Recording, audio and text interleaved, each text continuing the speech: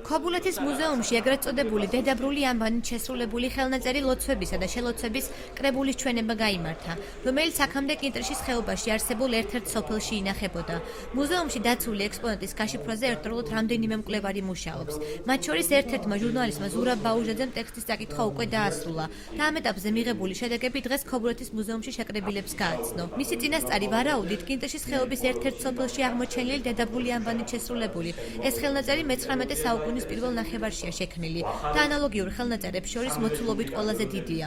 ხელნაწერის გამოფენას ადგილობრივი მუნიციპალიტეტის გამგეობის წევრები და ჟურნალისტები ესწრებოდნენ. Დაახლოებით ერთი თვის წინ ჩავარდე მის გაშიფრვაში, თუმცა დედაბრულთან დაკავშირებით უკვე დიდი ხანია მქონდა ინტერესი, მუშაობდი, დაინტერესდი მისი გაშიფრვით, უკვე ფაქტიურად დღეს დასრულებულია, გაშიფრულია და შეგვიძლია ვთქვათ, რომ ეს წარმოადგენს დაახლოებით მე-19 საუკუნის პირველი ნახევრის ტექსტს.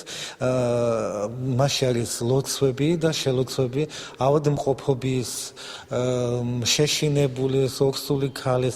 ეს ნიმუში ძალიან მნიშვნელოვან როლს შეიძენს სამომავლოდ, იმიტომ რომ მკვლევართა ჯგუფი მუშაობს მის გაშიფრაზე და მისი მნიშვნელობის დადგენაზე და სამომავლოდ ძალიან მნიშვნელოვანი იქნება ქობულეთის მუზეუმისათვის და ქობულეთის ზოგადად ისტორიის კვლევისათვის ამ ფრაგმენტის გამოყენება, რადგანაც ქობულეთი არის ჯერ კიდევ აუთვისებელი თავის ისტორიული და კულტურული მნიშვნელობის მოვლენებითა და ფაქტებით.